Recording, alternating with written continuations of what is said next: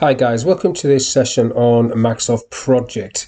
In this module, I want to look at earned value analysis, a quick short look at it. So on the screen, I've got the earned value table.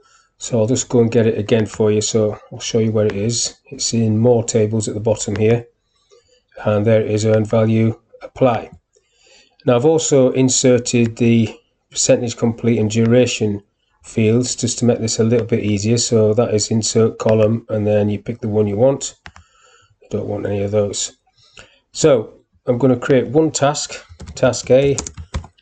It's going to be a 1 day duration task, and then I'm going to assign a resource to it.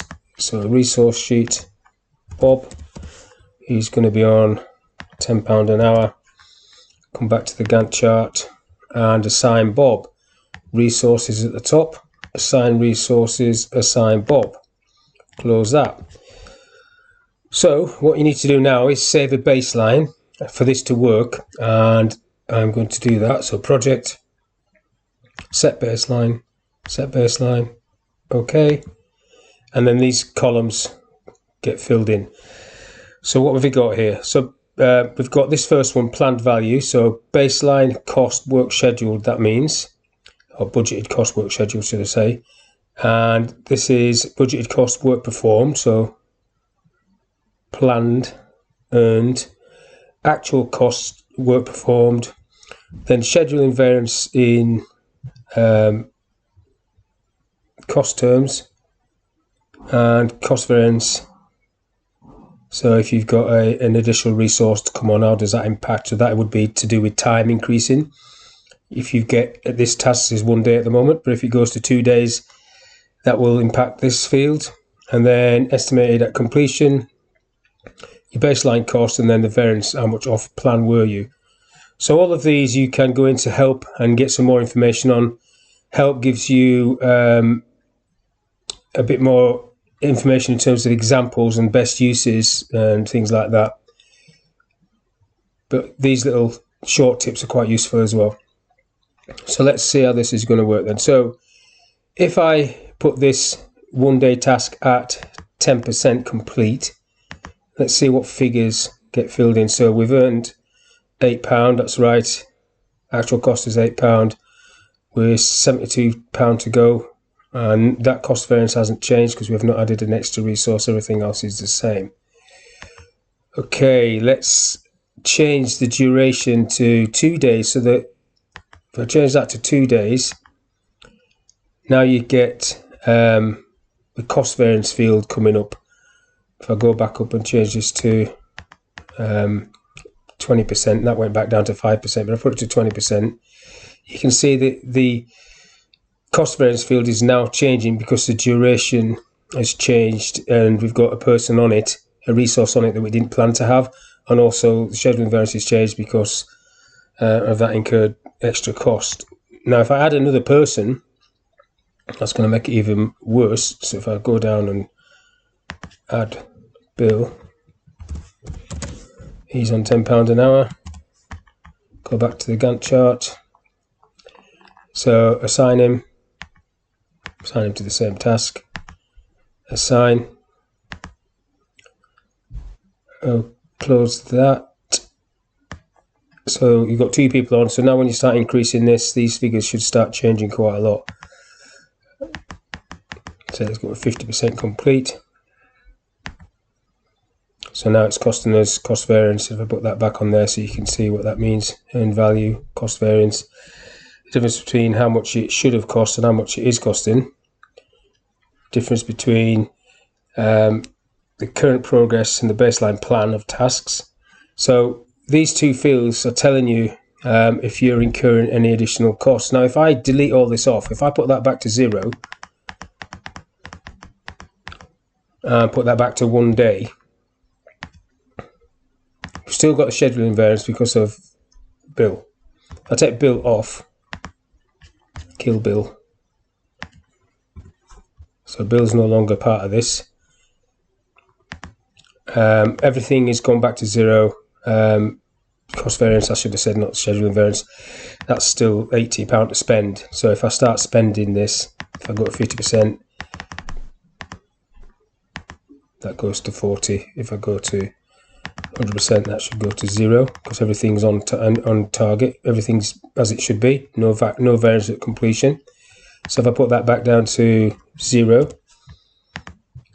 so everything's okay. But if I extend this, so if I extend this to 2 days,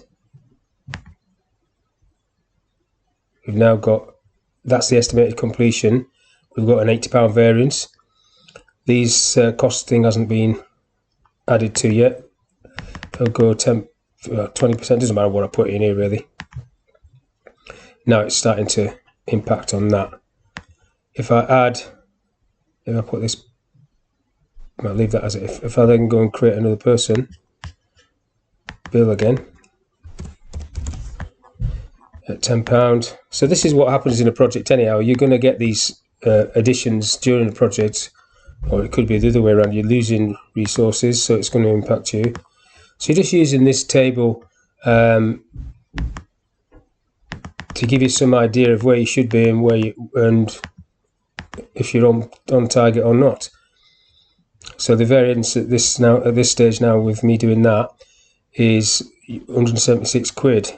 So your baseline cost was 80. Now you estimated to spend 256, and you've got a variance of that. Now if I put this to 3 days, that's going to put that back down. I'll put it back to 50% on 3 days. You can see it's costing even more. Okay, so if we have a quick look at some of the other earned value tables, so I'll put this back to 0 and 1 day. So we've got still got a variance of £48. Now if I go up to the view tables, more tables, you've got cost indicators, so I'll apply that one. So you've got this TCPI field, which is the ratio of work remaining to be done and the funds remaining to be spent, and there's a formula for that at the bottom. You've also got this this percentage field. Now let's just have a look at this. So I just need to insert those fields again. So let me insert the duration field, duration, and the percentage complete as well. So if I knock Bill off, I don't need to delete him, do I? Just need to remove him from this. Remove Bill for now. Okay, so if I start completing this, what's happening here? So if I do 40%, oh, let's do 50%. So it's still a 1 day task, 50% done. Got a CPI of 1, cost performance index 1, so that's bang on schedule. Now if I change that to 2 days, now we're behind schedule. So a number less than 1 means we're behind schedule. You know, we're 100% CV percent there, that's 100% behind schedule because it's 2 days. And if this is over 1, you are ahead of schedule. But that is obviously telling you what that impact is. So these tables are great little tools to look at. You don't have to bring all the table in. You can just bring maybe this one in, or that one in, maybe just insert it into another table, into your cost table, and then you get a bit of an eyeball of what's going on your project. And the other one, I'll just quick put it on the screen, I'm not going to go through it, is the schedule indicators. And you can see it's already showing negatives there. Not as much stuff, but you've got a negative in terms of schedule in there. So this is the ratio of schedule variance to budgeted cost of work scheduled, expressed as a percentage. So you're behind schedule basically, and that's the same thing, only this wants to be a positive as well. Alright, so that's a quick look at earned value tables. Hopefully that was of use to you, and I'll see you in the next one.